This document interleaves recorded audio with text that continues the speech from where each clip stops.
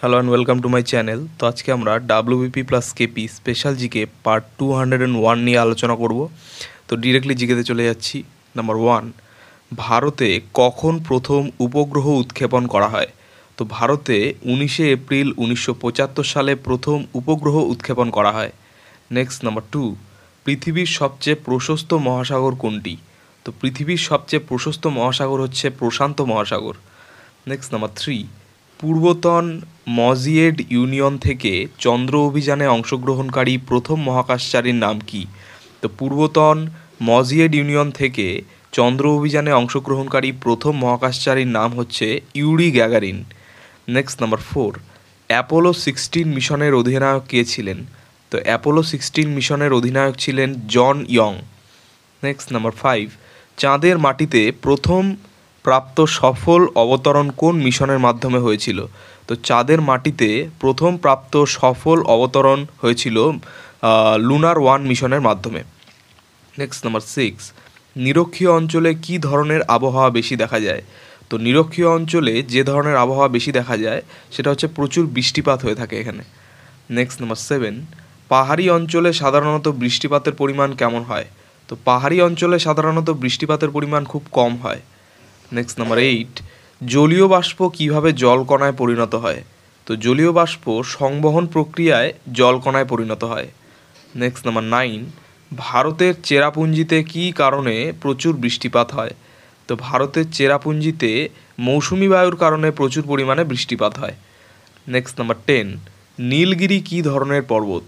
তো নীলগিরি হচ্ছে গুণ জাতীয় পর্বত বা গুণ পর্বত।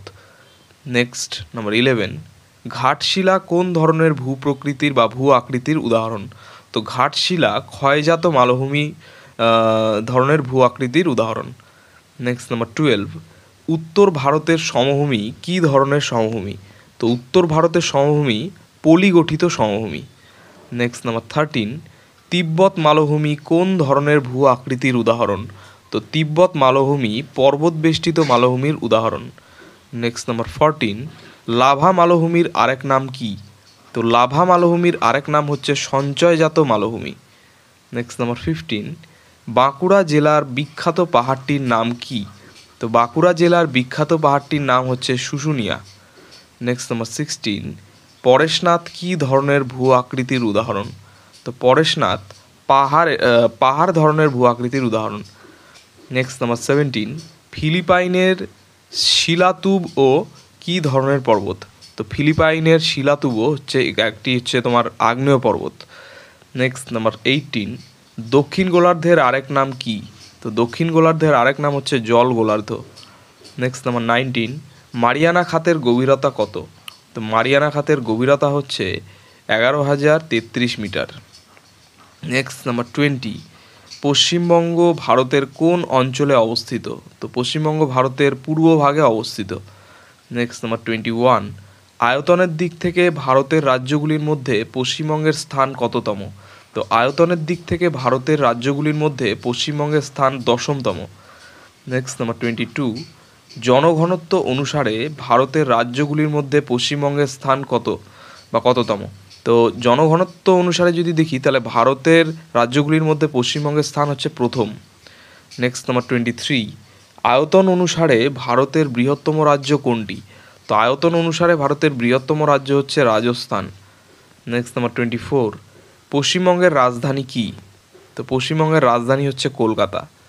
নেক্সট নাম্বার 25, ভারতের ক্ষুদ্রতম রাজ্য কোনটি? তো ভারতের ক্ষুদ্রতম রাজ্য হচ্ছে গোয়া।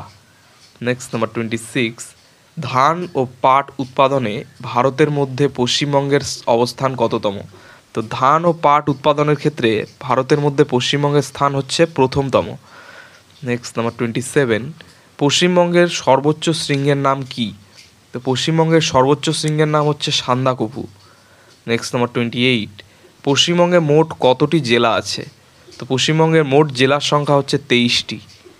নেক্সট নাম্বার 29 বা 29, পশ্চিমবঙ্গের পশ্চিম দিকে কোন রাজ্য আছে? তো পশ্চিমবঙ্গের পশ্চিম দিকে রয়েছে ঝাড়খণ্ড।